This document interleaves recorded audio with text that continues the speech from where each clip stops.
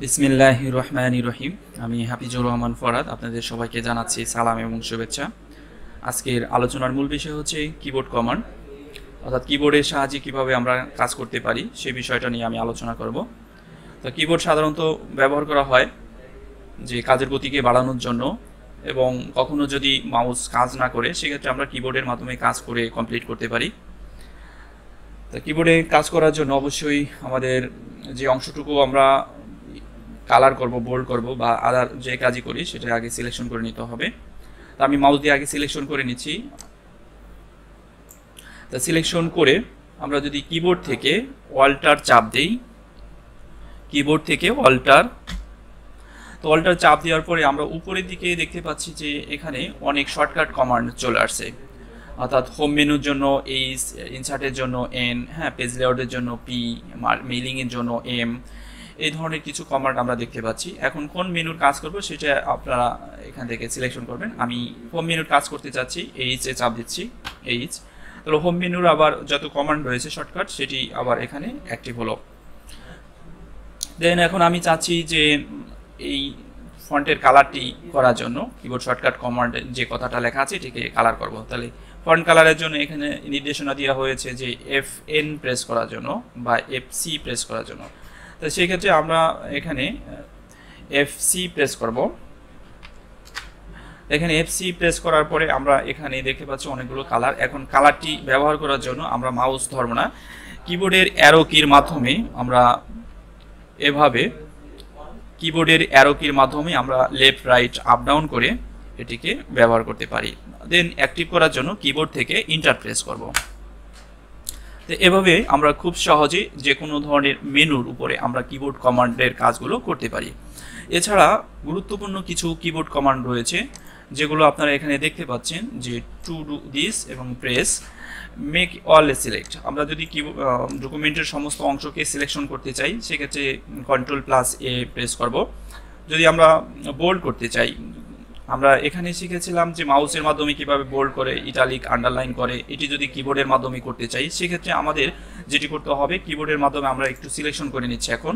আর কিবোর্ডের মাধ্যমে যদি কোনো লেটার বা কোনো সেন্টেন্স বা ওয়ার্ড হয় সেটি যদি সিলেকশন করতে চান, কিবোর্ড থেকে শিফট চেপে রাইট অ্যারো কি, কিবোর্ড থেকে শিফট চেপে রাইট অ্যারো কি, এভাবে সিলেকশন করে এখন আমি কি করতে চাচ্ছি, বোল্ড করতে চাচ্ছি। Ctrl+V, অর্থাৎ কন্ট্রোল চেপে বিতে প্রেস করলে দেখেন বোল্ড হয়ে যাচ্ছে।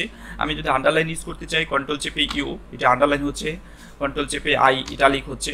তাহলে যেটা আমি চাই সেটির উপরে এখানে নির্দেশনা দেওয়া আছে সেটার উপরে ক্লিক করতে হবে বা সেটি প্রেস করতে হবে। এবং এটিকে যদি আবার মুছে ফেলতে চাই যে আমি এটি ইউজ করবো না, সেক্ষেত্রে আবার সেম একই জায়গাতে আবার প্রেস করতে হবে, কন্ট্রোল চেপে আই, কন্ট্রোল চেপে ইউ, কন্ট্রোল চেপে বি, অর্থাৎ এটি আবার চলে যাচ্ছে। এভাবে আমরা যদি এখন যেমন কোনো একটা লেখার সাইজকে আমরা বড় করতে চাই বা ছোট করতে চাই, সেক্ষেত্রে এখানে লেখা আছে decrease font size on value.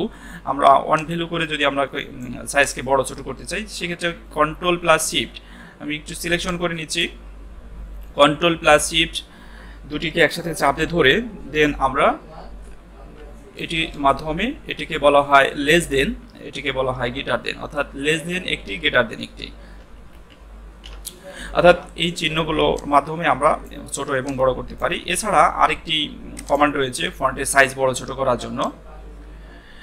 Keyboard থেকে কন্ট্রোল চেপে থার্ড ব্র্যাকেট, আমরা যদি থার্ড ব্র্যাকেট প্রেস করি সেক্ষেত্রে আমরা সাইজটি বড় করতে পারবো। তারপরে যেটা রয়েছে রিমুভ প্যারাগ্রাফ ক্যারেক্টার ফরম্যাটিং, আমরা যদি কোনো ফরম্যাটিংকে বাতিল করতে চাই সেক্ষেত্রে আমরা কিভাবে এটি বাতিল করতে পারি। যেমন এটি আমি একটু ফরম্যাটিং করলাম। এখন এইটাকে যদি আমরা কিবোর্ডের মাধ্যমে ফরম্যাটিংটিকে বাতিল করতে চাই সেক্ষেত্রে কন্ট্রোল চেপে স্পেস বারে চাপ দেব, কন্ট্রোল চেপে স্পেস বার, ফরম্যাটিং বাতিল হয়ে যাবে। কপি করা, কোনো লেখাকে যদি আমরা কপি করতে চাই সেই লেখাটিকে অবশ্যই সিলেকশন করে নিতে হবে। আর কিবোর্ডের মাধ্যমে সিলেকশন করার জন্য শিফট চেপে আমরা রাইট অ্যারো বা লেফট অ্যারো প্রেস করব। আমি এখন লেফট অ্যারো প্রেস করছি যাতে করে আমার বামের দিকে চলে আসছে। এখন আমি এটিকে কপি করতে চাচ্ছি, Ctrl+C, আপনি দেখতে পাচ্ছেন লেখা আছে Ctrl+C। দেন এটিকে আমরা যেখানে রাখবো সেই জায়গাতে কার্সার রাখছি, আমি এটা এখানে রাখবো কন্ট্রোল চেপে ভি, অর্থাৎ পেস্ট করার জন্য কন্ট্রোল চেপে ভি, পেস্ট। তাহলে এই কপিটি অর্থাৎ এই লেখাটি এখানে চলে আসলো, অর্থাৎ যেখানে আমি রাখবো সেই জায়গাতে চলে আসবে। কোনো কমান্ডের ব্যাকে আসা, অর্থাৎ এটাকে বলা হয় আন্ডু দ্য লাস্ট অ্যাকশন, অর্থাৎ কোনো কমান্ডের ব্যাকে আসার জন্য Ctrl+Z প্রেস করব, Ctrl+Z। অর্থাৎ এত সময় আমরা যে কাজগুলো করেছি এই কমান্ডের ব্যাকের দিকে আমরা দেখতে পাচ্ছি যাচ্ছে। এবং এটির যদি আবার পরের অবস্থায় যেতে চাই সেই ক্ষেত্রে আমরা Ctrl+Y প্রেস করব। দেখেন গো এবং ব্যাক, আমরা গো ব্যাক নামে অর্থাৎ Ctrl+Z Ctrl+Y এই দুটি কির মাধ্যমে আমরা গো ব্যাক করতে পারবো কোনো কমান্ডের।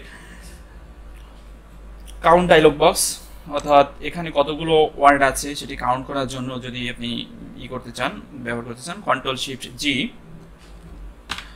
Ctrl+Shift+G, দেখেন এখানে কতগুলো পেজ আছে, ওয়ার্ড আছে, সেই বিষয় সংক্রান্ত এখানে আমরা দেখতে পাচ্ছি।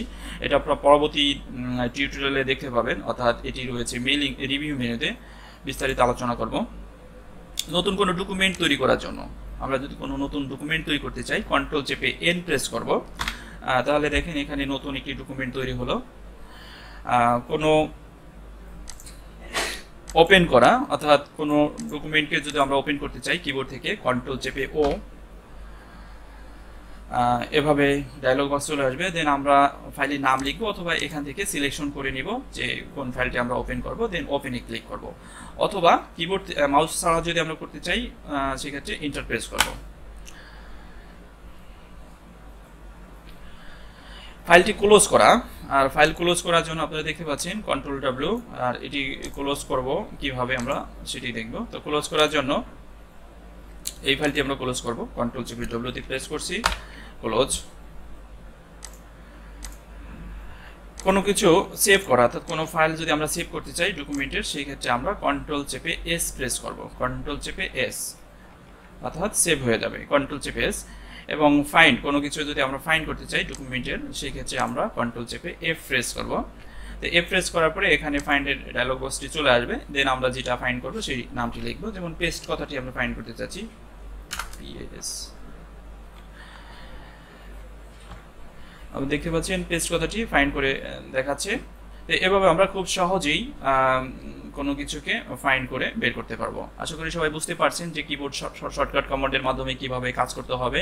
পরবর্তী ভিডিও দেখার জন্য সবাইকে আমন্ত্রণ জানিয়ে ভিডিওটি শেষ করছি। আল্লাহ হাফেজ। ভিডিও শেষে আপনার কাছে ছোট্ট একটি অনুরোধ করিব, যদি এই ভিডিওটি ভালো লাগে অবশ্যই লাইক, কমেন্ট এবং শেয়ার করে আপনি আপনার বন্ধু এবং বান্ধবীর মাঝে ছড়িয়ে তাদের উপকার করতে পারেন, এবং আমাদের চ্যানেলটি সাবস্ক্রাইব করে রাখুন যাতে করে পরবর্তী ভিডিওগুলো দেখতে পান। Thank you.